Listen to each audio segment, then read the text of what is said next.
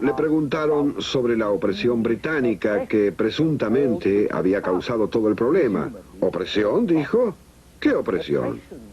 ¿Qué opresión? Yo no la sentí.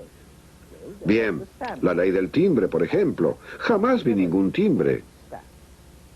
¿Y qué me dice del impuesto al té? Jamás tomé una taza de esa cosa. Los muchachos lo arrojaron todo al mar. Bien, ¿y qué hay de Sidney Locke y los eternos principios de libertad? Jamás oí hablar de eso. Solo leíamos la Biblia, el catecismo, los signos de Watts y el calendario. Entonces, dijo el interlocutor, ¿para qué diablos se metió en esa lucha? Joven, dijo Preston, lo que nosotros pensábamos era esto. Nosotros siempre nos habíamos gobernado solos. Siempre nos propusimos gobernarnos solos. Y ellos se propusieron oponerse y estuvieron en desacuerdo.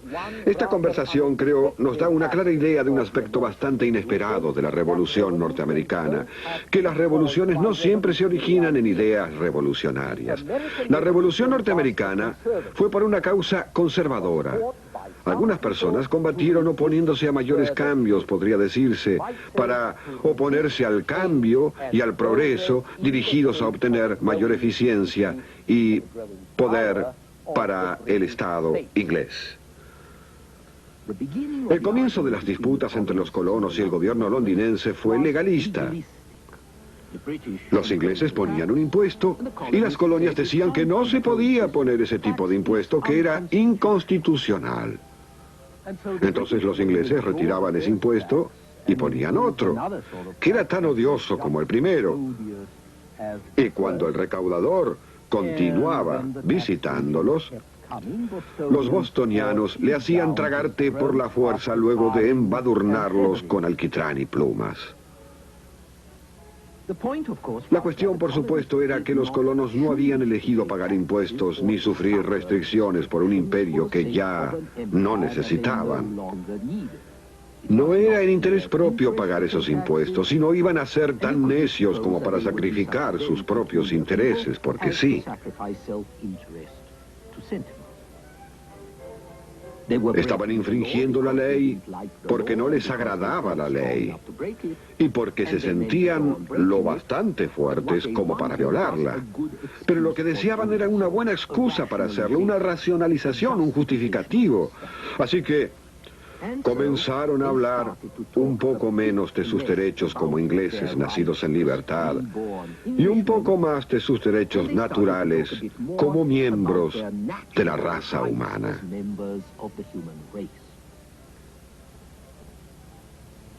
La ley natural era un terreno mucho más seguro, era ambigua, tenía estilo. Era justo lo que los patriotas necesitaban. La ley natural era moral, ya que se basaba en la fe en Dios y en la perfección de su creación. Negaba la autoridad de cualquier gobierno que no contara con la aprobación de los gobernados y estaba, por así decirlo, en el aire. No necesitaba ser discutida, no necesitaba justificación. La gente por lo general la aceptaba en conjunto como una verdad evidente. Aún así, el argumento revolucionario no se apoyaba del todo en los derechos naturales. En realidad, para comenzar, los líderes de la revolución tenían ciertos problemas en decidir qué derechos estaban defendiendo, si los derechos ingleses o los derechos humanos. Así que intentaban de todo un poco. Los líderes de la revolución estaban indecisos sobre si el opresor era el rey Jorge o el parlamento. Presentaban un recurso al parlamento por la opresión del rey. Presentaban un recurso al rey por la opresión del Parlamento. Presentaban recursos, apelaciones basados en cartas de privilegio coloniales que dirigían a la corte. También presentaban recursos por las clásicas virtudes tan estimadas en el siglo XVIII, y un patriota de Rhode Island instó a los habitantes de ese lugar a despertar, como él decía, todo cuanto fuese romano en la Providencia.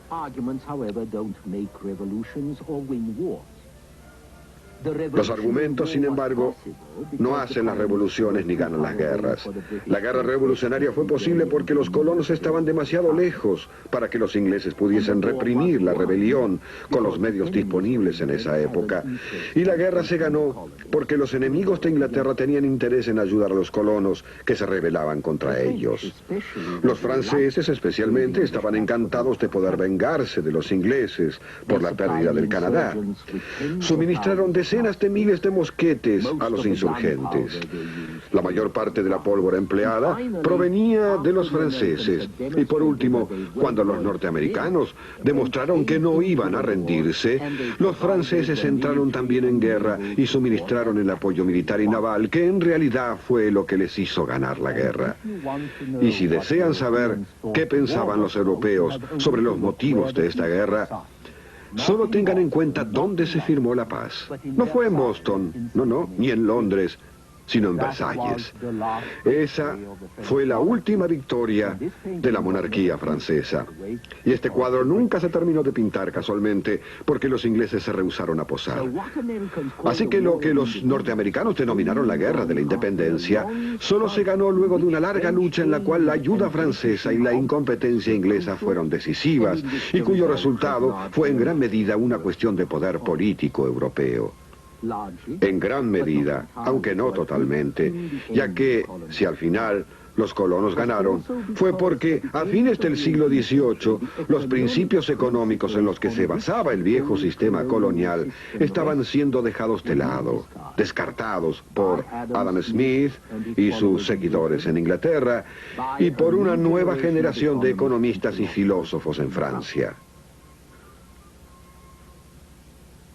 Con el renacimiento del siglo XVIII en Occidente, estaban haciendo una nueva filosofía de liberalismo económico, una filosofía contraria al mercantilismo y a la regulación estatal, una filosofía que enseñaba que la riqueza de las naciones radicaba en el libre comercio, en la libre empresa individual, en la competencia, en la abolición de viejas leyes restrictivas del comercio y de la navegación.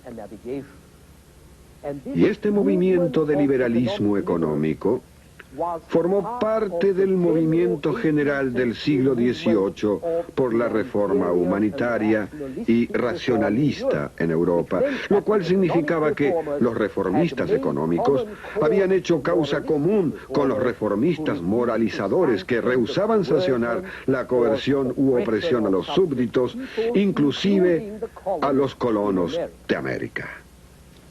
De modo que tenemos aquí una coalición entre los comerciantes ingleses que se sentían con suficiente confianza como para no querer acercarse a los mercados coloniales y el público inglés con confianza suficiente como para simpatizar con las ideas morales o filosóficas, lo que significaba que los ingleses estaban profundamente divididos en lo referente a los colonos, y los que apoyaban una dura política hacia los rebeldes norteamericanos pertenecían la mayor parte al partido estúpido, como podemos ver por su opinión sobre la guerra, afirmando una y otra vez que no fueron en realidad los norteamericanos quienes ganaron, que fueron los ingleses quienes perdieron.